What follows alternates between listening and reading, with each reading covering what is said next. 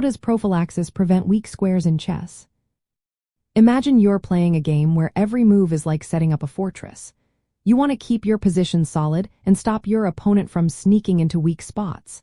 That's what prophylaxis is all about in chess. It's a way of thinking ahead to prevent problems before they happen. When it comes to weak squares, this strategy becomes especially useful. Weak squares are spots in your position that pawns cannot defend easily. Opponents love to occupy these squares with their knights or bishops because they can control a lot of territory from there. If you ignore these weak spots, your opponent might use them to launch attacks or establish strong outposts. Prophylaxis helps you stop this by asking yourself, what is my opponent trying to do? And how can I stop it? For example, if you see a pawn that could be pushed forward and create a weak square behind it, you might decide to keep that pawn in place. This keeps the square protected and prevents your opponent from jumping in. You can also reinforce your position by placing a piece on or near the weak square. This makes it less attractive for your opponent to try to occupy it. Another way to use prophylaxis is to exchange pieces that could threaten your weak squares.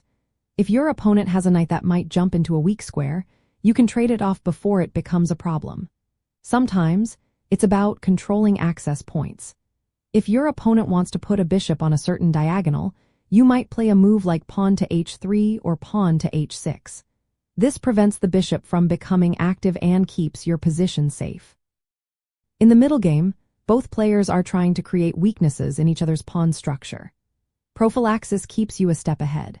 If you see your opponent preparing to push a pawn to weaken your structure, you can respond by holding back that pawn or placing a piece to block the move. For example, if your opponent aims to push e4 to open lines, you might choose not to push e4 and instead keep your pawn structure intact.